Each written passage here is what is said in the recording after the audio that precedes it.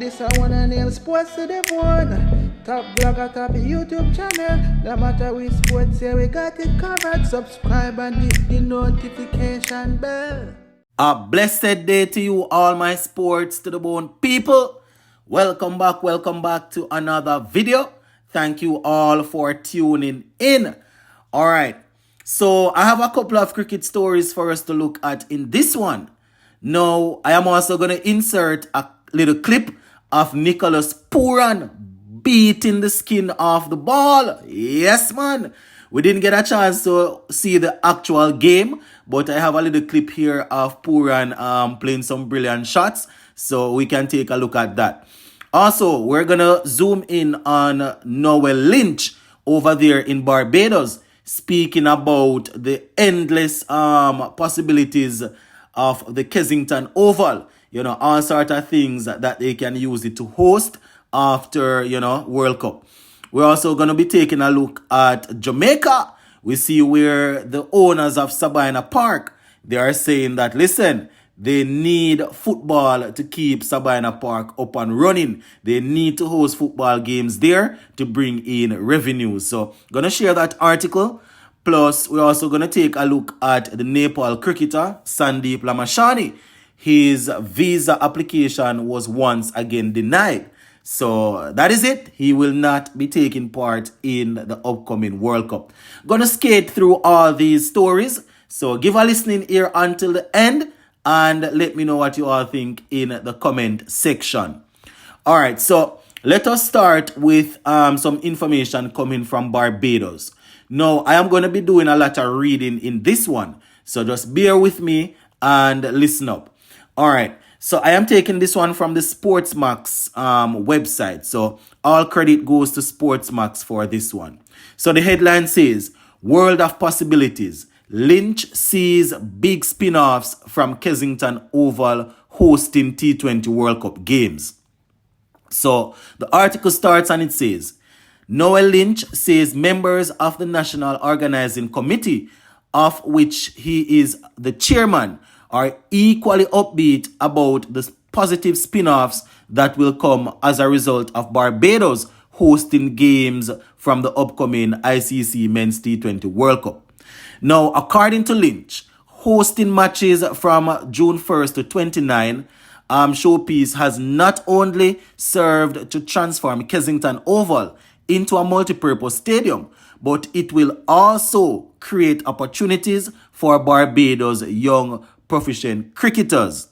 Right? They said this, as he explained, that the venue will be used to foster new cricketing talent, which in turn will bring more skilled local players to a number of franchise tournaments. This is positive news. So this is Noel Lynch, and I quote, "This is the real basis for the cricket factory that we want to produce for the future.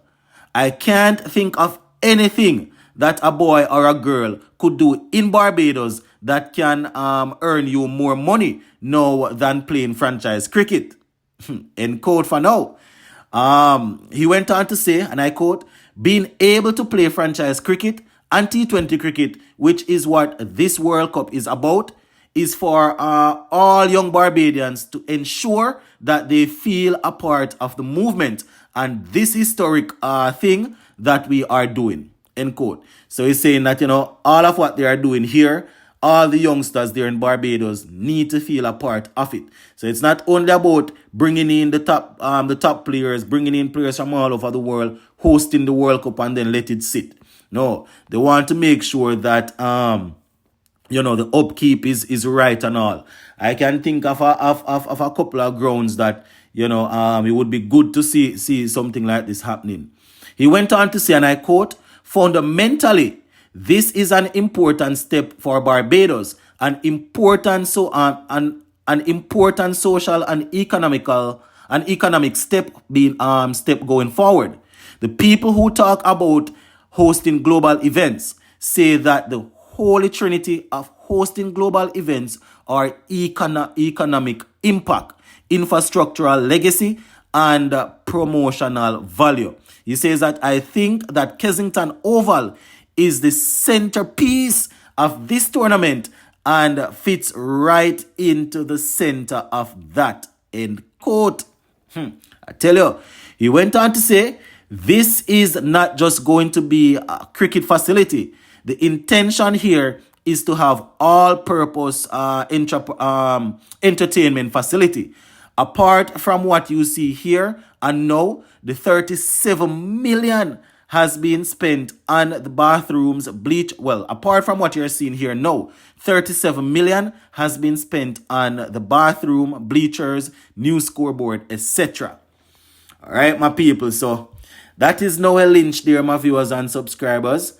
Seems as if, they have a whole lot of plans in place to make sure that they are benefiting from hosting this World Cup. Now, moving on from Barbados to Jamaica, Sabina Park, which saw 3 games against South Africa recently. Taking this one from the Jamaica Observer. The headline says, JCA boss Bennett insists income from non-cricket events keep alive the storied venue.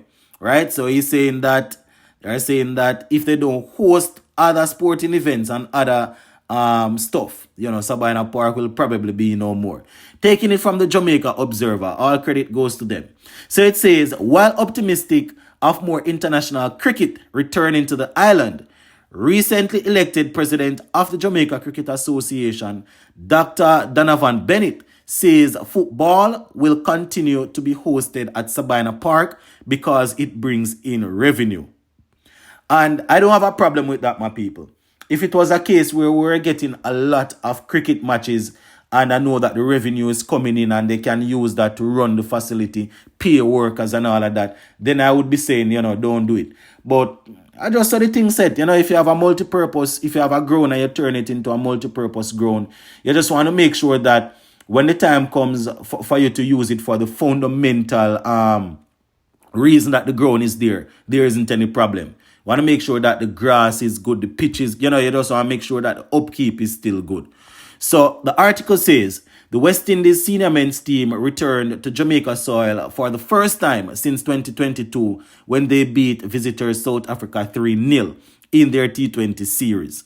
Right? So this is Bennett speaking about it. And I quote, I don't think we can do without football because we have to keep the park and to keep the park going.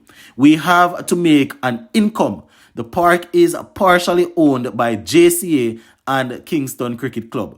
So we are cognizant of the fact that the park has to be maintained, so that is why we have football being played there. There's just no option at this time.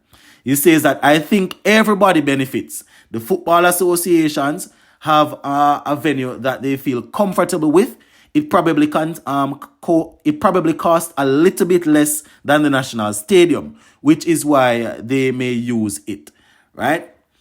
End quote. As I said, my people, I don't have a problem with it. Once this is what they are using to bring in revenues, and we're hardly getting international games anyways, so they just have to do what they have to do to keep the thing running. So I just one of them things there. All right, before we leave, just an update about Sandeep Lamashani. So news coming out of ESPN Crick Info is that he was once again refused a visa. Yeah, man. So he was not granted the US visa to take part in the tournament. So he will have to watch from home. Right. So they said despite taking the necessary initiatives along with the diplomatic note from the government of Nepal, right, they have decided not to grant him that visa. So Lamashani will have to watch Nepal from home as they look to make history in the upcoming World Cup. Yep. Gonna leave it right here for now, my viewers and subscribers. Big up on yourself and stay safe.